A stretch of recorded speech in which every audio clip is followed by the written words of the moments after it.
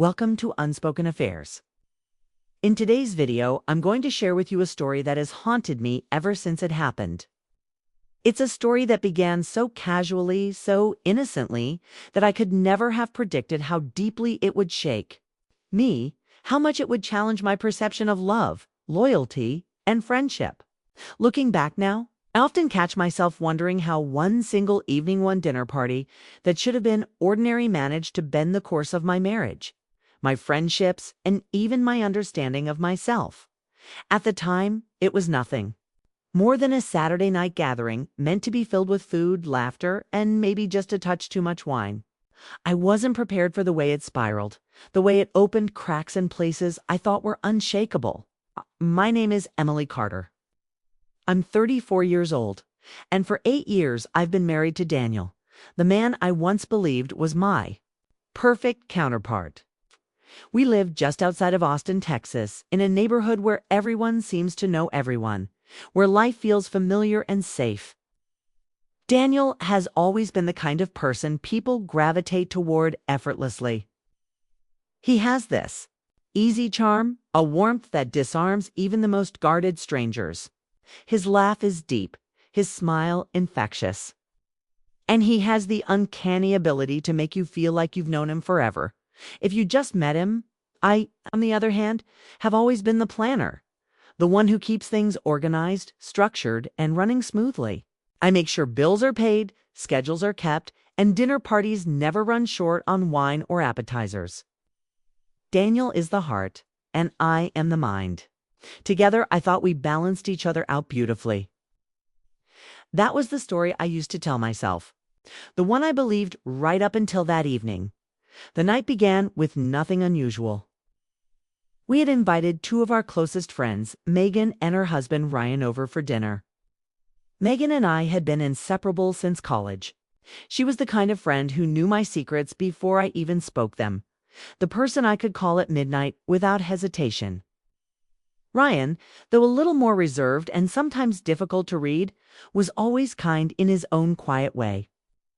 The 4 of us had shared countless evenings together, diners, game nights, long talks about our struggles at work, our families, and even the occasional dream of a vacation we might someday take together. This dinner was supposed to be just like all the others, easy, comfortable, a gathering of people who knew each other inside and out. But just before the evening began, Daniel mentioned something that gave me pause. He had spoken to a colleague of his, Jason, who, along with his wife Claire, might stop by if they were free. I had met them briefly before at a holiday party, but they weren't part of our usual circle. Jason struck me as one of those people who filled a room the moment he stepped into it tall. Broad-shouldered, loud in his laughter, the kind of man who thrived on attention. Claire, his wife, was his opposite in many ways, refined, graceful, always impeccably put together. She had the aura of someone who never misstepped, who always kept her composure no matter the setting. At first I hesitated. Our dinners with Megan and Ryan had always been intimate, comfortable, and familiar. Inviting in another couple felt intrusive, as if the delicate balance we had might be unsettled. But Daniel, with his endless optimism and enthusiasm, convinced me. He said it would be fun, that Jason and Claire would add a new energy to the night. Not wanting to seem controlling, I relented. When the evening finally arrived, the house was filled with the warm, rich smell of garlic butter from the kitchen. Glasses clinked, laughter bubbled, and conversation flowed easily. Megan and I gravitated to the kitchen island, catching up about work and the small dramas of our lives, while the men lingered in the living room, talking sports and work projects. Everything felt normal, predictable. That is, until Jason and Pent. Claire arrived. The moment they walked in, the atmosphere shifted. Jason carried himself with such boldness that the energy in the room seemed to swell. He cracked jokes immediately, and even Ryan, usually reserved, laughed more freely than I'd ever seen him. Claire, with her gentle but magnetic presence, quickly drew Megan into conversation, and soon the room hummed with a louder, more vibrant energy than usual. At first I thought it was perfect. The food came out beautifully, the wine flowed, and the laughter never seemed to stop. Hours slipped by like minutes. But then I began to notice little things. Small, almost imperceptible things that, at first, I brushed off as my imagination. Daniel laughed a little too enthusiastically at Claire's jokes. Jason's hand brushed lightly against Megan's as he passed the dessert tray. Even Ryan, who usually sat back quietly, joined in with more energy and boldness than I'd ever seen. I tried to dismiss it all. After all, adults can laugh, they can joke, they can even flirt lightly without any harm, right? But something in the air felt different, an undercurrent I couldn't quite name. It was Megan who first gave voice to it. She leaned in close to me, her voice just above a whisper, and said, "Is it just me, or does this feel strange?" I gave a tight smile, unwilling to admit that I, too, felt it, the invisible tension that had crept into the room by the time we moved outside, too. The patio, the night air thick with Texas heat, and the chorus of cicadas, the shift was undeniable.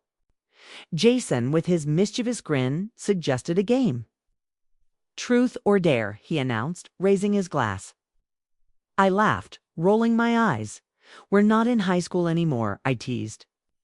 "Exactly," he countered, his eyes glinting. "That's what makes it fun. At first, it was harmless.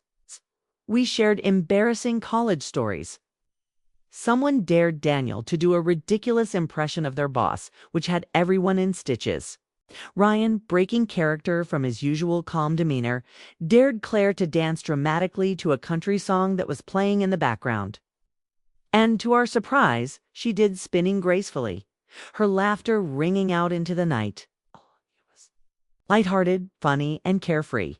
But gradually, the questions sharpened. The dares edged closer to something dangerous. Jason asked Megan who at the table had the best smile. Claire dared Daniel to reveal one of my most embarrassing secrets. It was all framed as harmless fun, yet beneath the laughter, I felt the weight of something else, something unspoken. When Jason turned to me, grinning like he had been waiting for this moment, I felt my stomach twist. "Emily," he said, "truth or dare?" Everyone's eyes were on me. I wanted to play it safe, to choose truth, but the wine dulled my better judgment. "Dare," I said, before I could stop myself. His grin widened. "I dare you to let Daniel tell us your most embarrassing secret." Laughter erupted around the table, but inside I was tense. I shot Daniel a sharp look, silently begging him to keep it light. Thankfully, he did. He told a silly story about how I once tripped in the grocery store and sent a tower of cereal boxes crashing down. Everyone roared with laughter, and I forced a smile. But the damage was done. The game was no longer innocent. It had become something else, something designed to expose, to push, to blur boundaries as the game went on. The dares escalated not to anything explicit, but to moments that lingered too long. A dance that felt too close. A hand that rested longer than it should have. A whispered joke that carried more weight than anyone wanted to admit. The laughter grew louder, but so did the silence beneath it, the unspoken acknowledgement that lines were being tested by midnight. I knew things had gone too far. Megan's smile was strained. Ryan, normally calm, looked restless. Daniel's touch on my back felt different, possessive, almost defensive. The closeness that had always bonded us as friends had shifted into something fragile, something dangerous.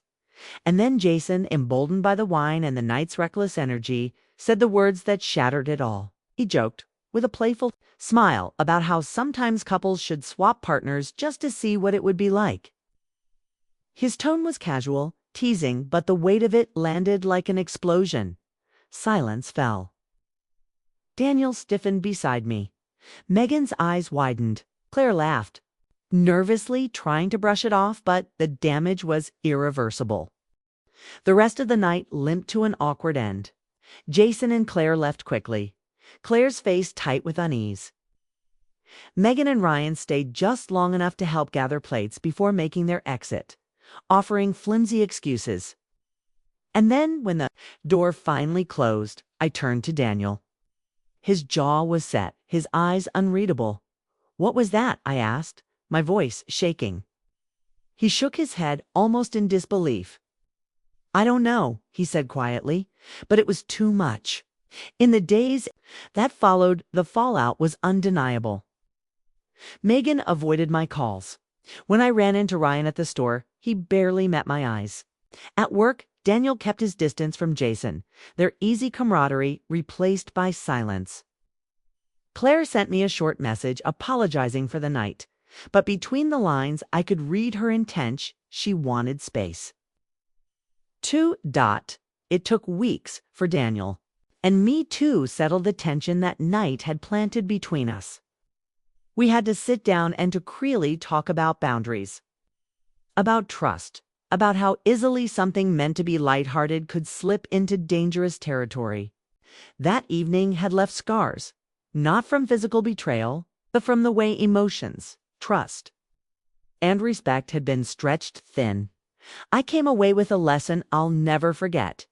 Infidelity isn't always about physical acts. Sometimes it's about stepping into spaces where loyalty is compromised, where laughter hides intentions, where trust is chipped away one moment at a time. It's about letting yourself be swept into situations you should never have allowed to begin. That night, we hadn't crossed any lines in the literal sense. But the emotional boundaries, the invisible ones that keep friendships and marriages safe, those had blurred dangerously. And once blurred, they are never quite as sharp again. I still think about that dinner party sometimes, about how quickly comfort can unravel into chaos, how easily trust can be tested without anyone ever meaning for it to happen. And I wonder, was it the wine, the energy of too many people in one space? Or was it something deeper, a flaw in each of us that the night simply exposed? Whatever it was, it changed everything. And I know now more than ever how important it is to guard the lines we draw. To recognize that sometimes the smallest step across them can be more dangerous than a leap. That was the night I learned how fragile loyalty can be. And it all started with nothing more than a dinner party.